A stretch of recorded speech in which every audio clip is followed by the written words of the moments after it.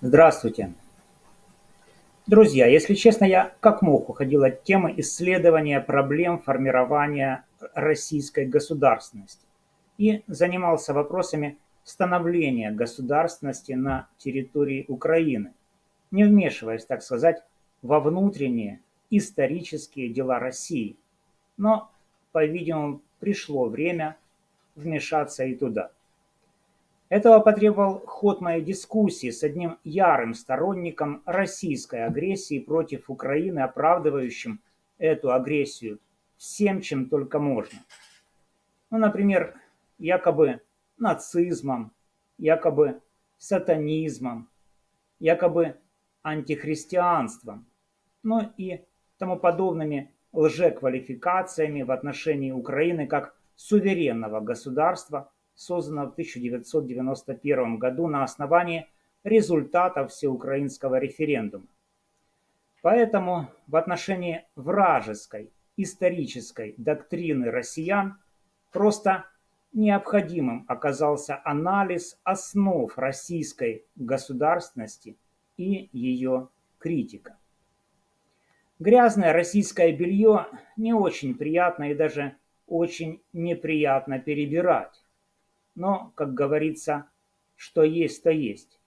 Давайте, друзья, покажем, наконец, россиянам, кто же они на самом деле, какие они на самом деле и какая на самом деле ужасная у них Россия. Чтобы им, наконец, расхотелось орать во всю глотку «Я русский, я русский». Ну, и так, поехали. По всем известной истории, описанной русским хронографом Нестором Летописцем под названием «Повесть временных лет», Русь или русская земля была основана тремя братьями – Рюриком, Синеусом и Труваром на территории городов Ладога, Белое озеро и Изборск. Это событие произошло в IX веке, если точнее, в 862 году. Как повествует хронограф, основание русской земли на территории современной России произошло добровольно, по просьбе племен Чуди, Славян, Кривичей и Веси. После этого Русь не усидела на вновь основанной своей русской земле и принялась оккупировать территории к югу от этой так называемой русской земли. И уже через 20 лет после основания русской земли, а именно в 882 году, уже после смерти Рюрика, Синеуса и Трувара, Русич Олег оккупировал Киев, убив Аскольда. Хронограф это событие описывает так. «И сел Олег княжить в Киеве, и сказал Олег, да будет это мать городам русским». Это событие со всей очевидностью свидетельствует о том, что так называемая мать городов русских в 882 году переместилась из Ладоги в Киев. В XI веке на Киевском престоле оказался Всеволод, впервые использовавший титул «князь всея Руси». За ним в Киеве воссел следующий реоккупант Киева Владимир Мономах. За ним уже при поддержке польского короля в Киеве воссел Изяслав. Затем Юрий Долгорукий, которого сменил изгнанный киевлянами Андрей Боголюбский, перебравшийся впоследствии в Ростов. В XIII веке оккупированная Русью территория Украины подверглась очередной реоккупации теперь уже Монгольской империей, ханы которой выдавали русским князьям ярлыки на княжение.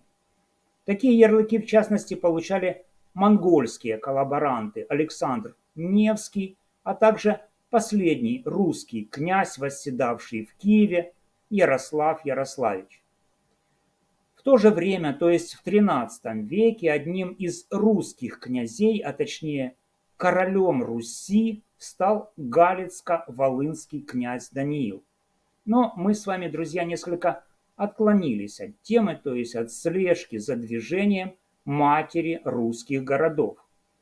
Итак, в результате очередной, уже монгольско-русской реоккупации территории Украины, мать русских городов продолжила свою кочевую, а точнее сказать, блудную историю и переместилась из Киева вначале в Ростов, а затем в Суздаль и потом в Москву.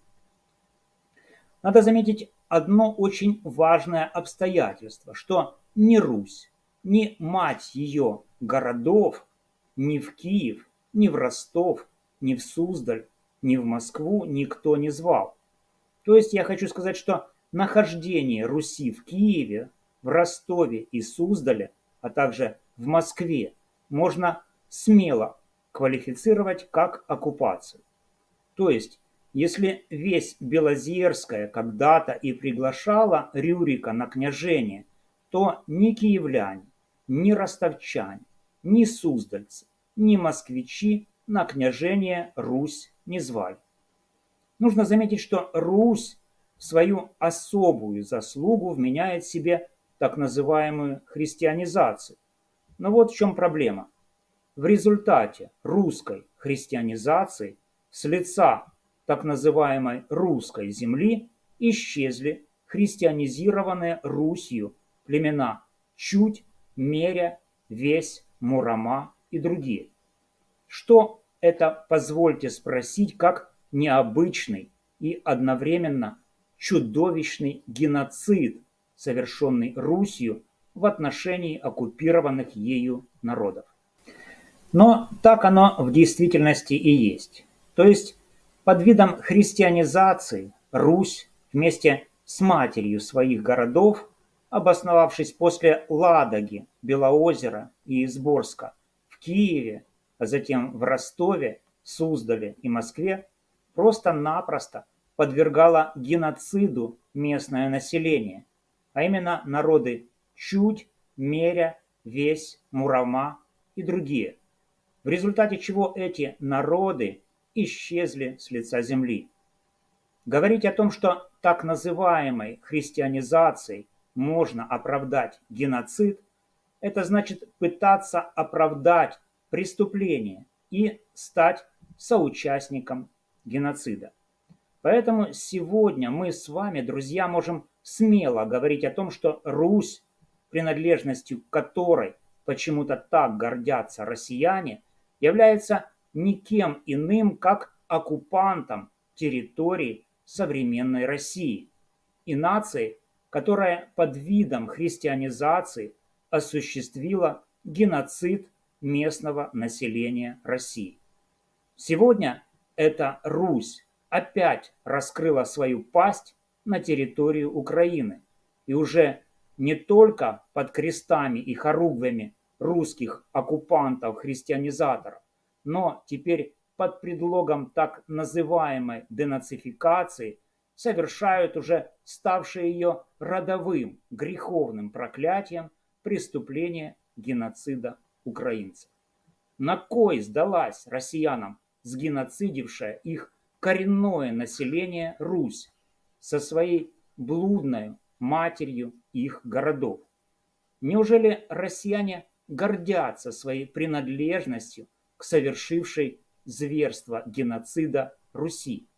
Неужели они, россияне, будут бесстыдно продолжать нести на себе проклятие Руси, нации, с ног до головы измазавшей себя преступлениями геноцида в отношении как местных народов России, так и всех, кто с ней соприкасался? Позор Руси, племени носителей геноцида. Позор Руси, а вместе с ней позор ее блудной матери, их русских городов.